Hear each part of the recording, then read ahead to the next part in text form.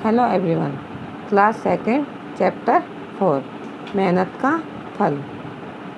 मेहनत का फल कहीं भी देख लो, किसी भी चीज़ में देख लो, अगर अपन मेहनत नहीं करेंगे तो उसका कुछ भी फल नहीं मिलेगा। इसी चैप्टर में यही बात बताई कि मेहनत से ही कुछ मेहनत करेंगे तो हमें फल मिलेगा, नहीं अन्यथा नहीं। देखो किस तरह इस कहानी को पढ़ते हैं। एक गांव था। गांव में कई किसान रहते थे। सभी किसान अपने अपने खेतों में कड़ी मेहनत करते थे। वे खेतों में अच्छी तरह से जुताई करते, बीज बोते, समय पर पानी देते और भरपूर फसल लेते थे। उसी गांव में राम सिंह नाम का एक किसान रहता था। उसके 2 जवान बेटे थे। दोनों बेटे बड़े ही आलसी थे। वे खेतों में कोई भी काम नहीं करना चाहते थे। इस प्रकार राम सिंह के कई खेत खाली रह जाते, उनमें कोई फसल नहीं होती। राम सिंह के पास हल चलाने के लिए बैल भी नहीं थे। उसके दोनों बेटे भरपेट खाते और सोते रहते। सोकर उठते तो फिर खाना मांगते। खाने की अच्छी चीज़ों के लिए वे अपनी माँ से झगड़ा करते। नए नए कपड़ों के लिए अपने पिता से झगड़ते। राम सिंह अपने बेटों से बड़ा परेशान था। एक दिन गांव के मंदिर में एक महात्मा आए। कौन आए? महात्मा आए। महात्मा जी बातों ही बातों में लोगों की परेशानी दूर कर देते थे। एक दिन राम सिंह भी महात्मा जी के दर्शन के लिए गया। उसने अपने बेटों के आलसीपन की बात महात्मा जी को बताई। महात्मा जी ने राम सिंह से कहा, कल अपने बेटों को मेरे पास लाना। अगले दिन राम सिंह अपने दोनों बेटों के साथ महात्मा जी के पास गया। महात्मा जी ने उसके बेटों को तरह तरह से समझाया।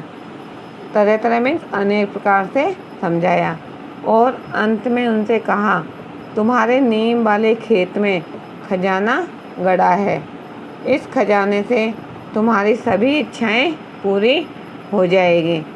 अगले दिन दोनों बेटे फावड़े लेकर खेत खोदने में जुट गए। उन्होंने सारा खेत खोद डाला, परंतु खजाना कहीं भी नहीं मिला।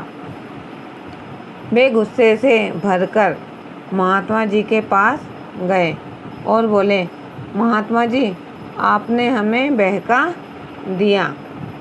हमने पूरा खेत खोद डाला, वहाँ हमें कोई भी खजाना नहीं मिला। महात्मा जी ने उनसे कहा, शायद कोई जगह छूट गई हो।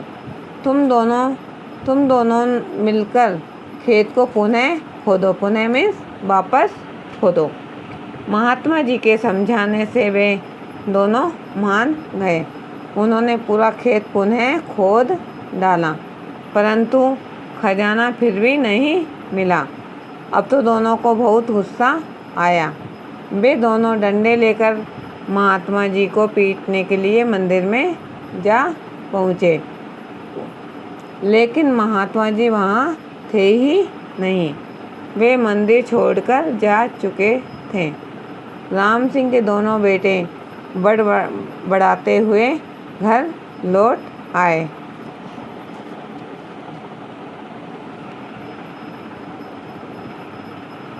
बेटों का गुस्सा ठंडा होने पर राम सिंह ने कहा, अब ये खेत तो खुद ही गया है, चलो इसमें गेहूँ बो देते हैं।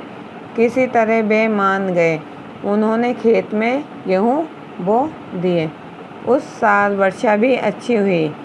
राम सिंह के नीम वाले खेत में गेहूँ की फसल लहला उठी यानी लहला में हरी भरी हो गई। राम सिंह बड़ा खुश था।